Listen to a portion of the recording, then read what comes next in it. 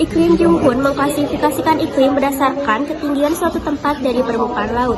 Junghun mengamati bahwa vegetasi dan suhu udara dapat berubah sesuai dengan ketinggian suatu tempat. Semakin tinggi suatu tempat, maka suhu akan semakin menurun.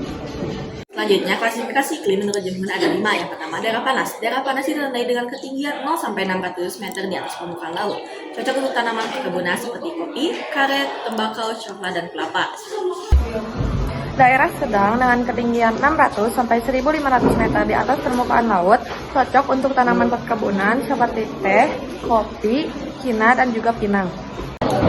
Nah, di sini ada daerah dingin dengan ketinggian 1.500 sampai 2.500 mdpl. Daerah yang berada di ketinggian ini memiliki suhu udara yang cukup dingin, terutama pada pagi dan juga malam hari. Namun, suhu udara ini masih bisa memungkinkan beberapa jenis tanaman untuk tumbuh dengan baik. Contohnya tanaman yang cocok untuk bertahan tumbuh di daerah ini seperti tanaman cemara. Nah, tanaman cemara ini tuh tanaman pohon berdaun jarum yang kuat untuk bertahan hidup di daerah dingin.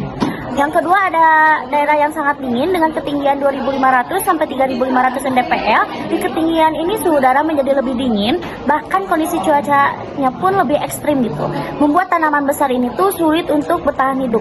Nah, tanaman yang bisa tumbuh hanya tanaman-tanaman kecil seperti rumput-rumput kerdil, bahkan pohon jenis kecil dari hutan pegunungan yang bisa tumbuh di daerah ini. Yang ketiga ada daerah bersalju dengan ketinggian lebih dari 3.500 mdpl. Ini adalah wilayah yang sangat tinggi seperti puncak gunung. Sebagian besar daerah ini tertutup salju sepanjang waktu, sehingga kondisi tanah dan juga tumbuhan karena permukaan tertutup salju ya, jadi tidak ada tanaman yang bisa hidup di daerah sini. Iklim Junghun diantaranya 1. Suhu akan menurun sekitar 0,6 derajat Celcius setiap kali naik 100 meter di atas permukaan laut.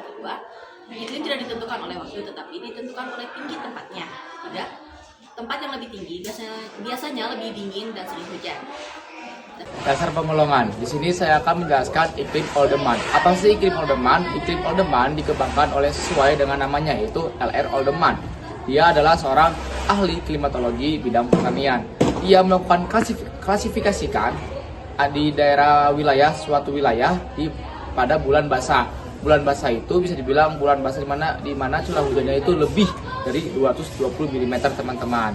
Ini sangat bagus untuk pendekatan para petani untuk mencari kecocokan tanaman pada wilayah tersebut, teman-teman. Cocoknya pada iklim tropis, yaitu iklim tropis seperti di negara Indonesia, Malaysia, Kongo, dan Brazil, teman-teman.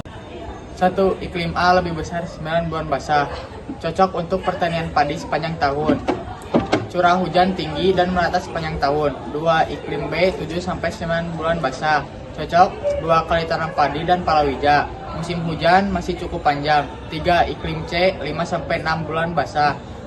Umumnya hanya cocok 1 kali tanam padi dan 1 kali palawija. Di sini saya akan menjelaskan tentang iklim bulan basah. Yang keempat, bulan basah, daerah kering.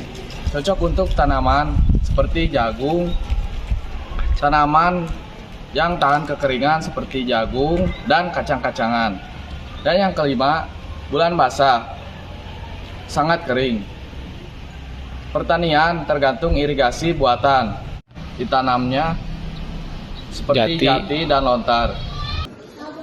Karakteristik iklim Oldeman. Iklim Oldeman tidak hanya menentukan curah hujan, tetapi juga berhubungan langsung dengan tanaman, sehingga lebih aplikatif di dalam dunia pertanian. Nah, iklim Oldeman ini juga dapat menentukan kapan musim tanam akan tiba dan juga tanaman apa saja yang cocok ditanam berdasarkan pola hujan tahunannya. Oke, jadi kesimpulan yang dapat kita peroleh setelah penjelasan dari teman-teman barusan bahwa iklim Junghun diklasifikasikan berdasarkan ketinggian suatu tempat, dan iklim Junghun ini cocok untuk kita menentukan jenis tanaman apa sesuai dengan wilayah ketinggian. Sedangkan iklim Oldeman diklasifikasikan berdasarkan bulan basah atau curah hujan dalam 1 tahun. Dan iklim Oldeman ini sangat bermanfaat untuk menentukan masa jenis tanam ataupun jenis tanaman pada pertanian.